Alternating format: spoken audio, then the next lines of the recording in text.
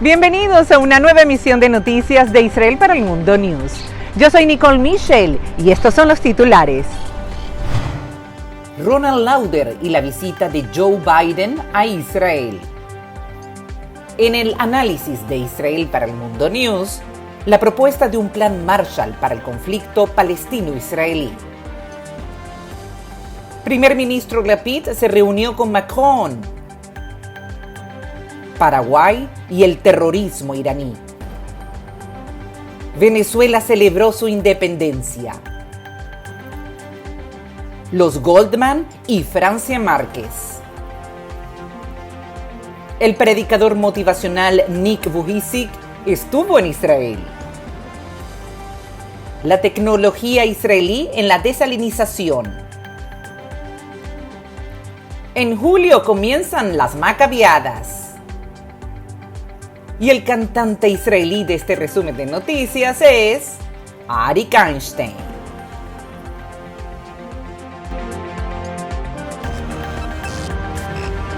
Israel para el Mundo News.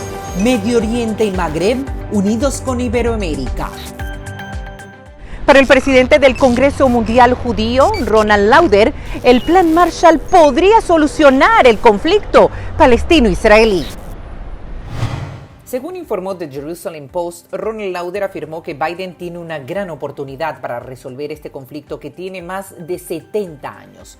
En 2011, el Estado de Palestina había obtenido un cierto reconocimiento internacional al ser aceptado por la UNESCO. En 2012, como Estado observador en la ONU, en 2014 obtuvo el apoyo de la Unión Europea para ser aceptado como Estado. Y el mismo año, Palestina reconoció a la Corte Penal Internacional.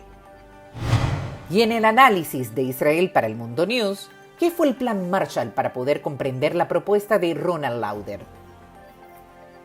Fue un programa estadounidense dedicado a la reconversión económica de Europa durante los inicios de la Guerra Fría. Fue presentado en 1947 por el secretario de Estado George Marshall. Estados Unidos había ofrecido asistencia técnica y administrativa a los países europeos, así como también $13,000 millones para reactivar sus economías. Así como el plan Marshall levantó a Europa con una base financiera saludable, el plan palestino debe centrarse en la creación de pequeñas empresas y la construcción de viviendas, hoteles, restaurantes y la creación de lugares de trabajo. En otras palabras, proporcionar a los palestinos todo lo que hizo que Israel y otros países fueran financieramente independientes, lo que ayudará a crear una Palestina nueva y próspera.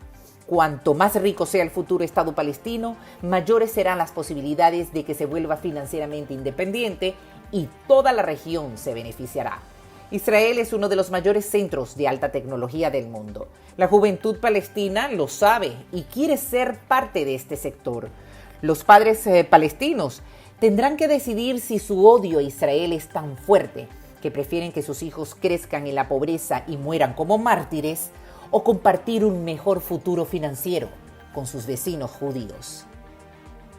Como lo anunciamos en el resumen anterior, Israel tiene nuevo primer ministro, es Yair Lapid y cumple una semana en su puesto. Su primer viaje oficial lo ha realizado el martes 5 de julio a París, donde se reunió con el presidente Emmanuel Macron. Se han saludado con mucho aprecio. Las conversaciones estuvieron enfocadas en Irán, donde Macron junto a Lapid textualmente afirmó: Irán siempre rechaza la oportunidad que se le ofrece de concluir un buen acuerdo sobre su programa nuclear, como lo demostraron las últimas negociaciones con los estadounidenses en Doha. Lo cierto es que Yair Lapid se irá haciendo conocer en la comunidad internacional. Está abriendo escenario, de ahí que en septiembre realizará una visita oficial a Nueva York. Es un personaje que viene de los medios de comunicación. Su padre, Tommy Lapid, sobreviviente del Holocausto, fue un gran político. Por eso Yair Lapid lleva en su ADN la historia judía y la vivaz historia de Israel. Siguen saliendo más informaciones sobre el misterioso avión venezolano Entrasur que anteriormente pertenecía a la compañía iraní Mahan Air, retenido en Argentina. Resulta que el presidente de Paraguay, Mario Abdo, afirmó que uno de los tripulantes viajó a Cuba a hacerse una cirugía para cambiarse la cara. Declaró que la inteligencia paraguaya hizo un gran trabajo para poder determinar la peligrosidad de este vuelo que paró en Paraguay. El régimen persa había tildado a los ministros de Interior y de Inteligencia paraguaya de sionistas y los acusó de estar influenciados por Estados Unidos. Para el presidente paraguayo, estas afirmaciones no les preocupan, ya que Asunción tiene un compromiso decidido en la lucha contra el crimen internacional y el terrorismo. Lo cierto es que este avión con tripulación de supuestos terroristas ingresó a Paraguay para llevar cigarrillos de Tevesa, propiedad de Horacio Cartés, exmandatario de Paraguay, acusado de hacer negocios con supuestos terroristas y estar vinculado con militantes de Hezbollah. El avión tenía autorización de quedarse 8 horas y terminó estando 3 días. Cartés ha sido llamado a declarar ante la justicia paraguaya. Según la línea que maneja la embajada israelí en Paraguay, los tripulantes del avión, 11 venezolanos y 7 iraníes, traficaban con armas para Hezbollah. El 5 de julio de 1811 se firmó en Venezuela el Acta de la Independencia. La declaración es notable por ser el primer caso de una colonia española de América que declaró su independencia absoluta. En 1958, Venezuela e Israel establecieron relaciones diplomáticas, gracias a la recordada votación de Venezuela a favor de la pertenencia israelí a las Naciones Unidas en 1949. Aprovecho para condenar de nuevo, desde el fondo de mi alma y de mis vísceras, al Estado de Israel. ¡Maldito seas, Estado de Israel! En el gobierno del fallecido dictador Hugo Chávez, a raíz del conflicto entre Israel y Gaza, en el año 2008-2009, Venezuela rompió relaciones diplomáticas con Israel, siendo Shlomo Cohen el último embajador de la nación judía en Caracas y Ronald Betancourt el último embajador de Venezuela en Israel. El 27 de enero de 2019, el ex primer ministro israelí Netanyahu reconoció al presidente de la Asamblea Nacional de Venezuela, Juan Guaidó, como el presidente interino, como lo hizo Estados Unidos, la Unión Europea y varios países de América Latina. En un cuadro político complejo, ya que quien maneja todavía el país en todos los aspectos es el régimen de Nicolás Maduro. Guaidó había nombrado al rabino Pinhas Brenner como embajador de Venezuela en Israel, un nombramiento simbólico con el deseo de ver algún día ondear la bandera tricolor en Jerusalén. Los premios Goldman, conocidos como el Nobel Verde, fueron creados por los filántropos judíos norteamericanos Richard y Rhoda Goldman, dos grandes apasionados del resguardo de nuestro hábitat, con el fin de optimizar nuestro planeta, aquel que nos ha regalado la raíz, la flora, la fauna y el clima. Hace 4 años, una mujer colombiana ganó el premio Goldman por su lucha contra la minería que estaba destruyendo a la comunidad negra de La Toma en su tierra natal del Cauca. Soy una mujer afrodescendiente. Crecí en un territorio ancestral que data desde 1636. Desde pequeño nos enseñan el valor de la tierra. Esa mujer, por las movidas del destino, es la futura vicepresidenta de Colombia, Francia Márquez, cargo que asumirá el 7 de agosto de este año. Francia ha roto todos los esquemas del poder en Colombia. Una mujer afro de izquierdas en un país donde la izquierda nunca ha gobernado. En Israel para el Mundo News festejamos el triunfo de la mujer empoderada que cree en sus ideales, como lo hizo Francia Márquez. El reconocido predicador motivacional australiano Nick Vujicic estuvo el pasado mes de junio de visita en Israel, donde recorrió distintas instituciones que ayudan a personas con discapacidad.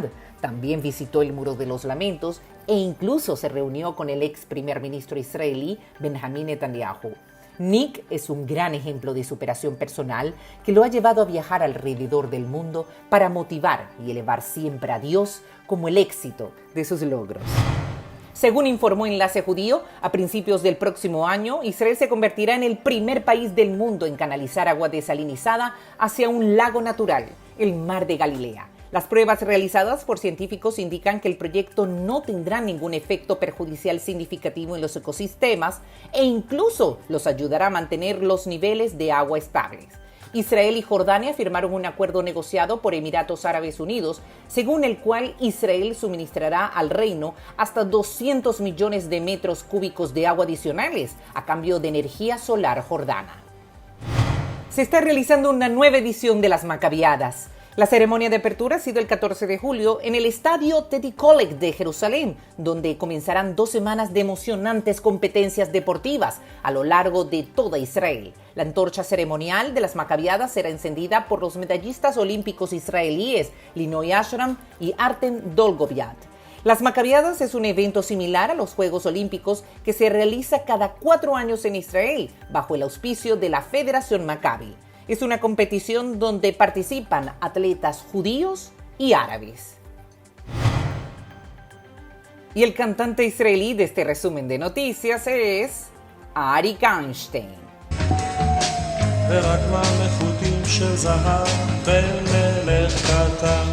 Nacido en Tel Aviv el 3 de enero de 1939, en pleno mandato británico de Palestina, Arik fue el pionero de la música rock israelí.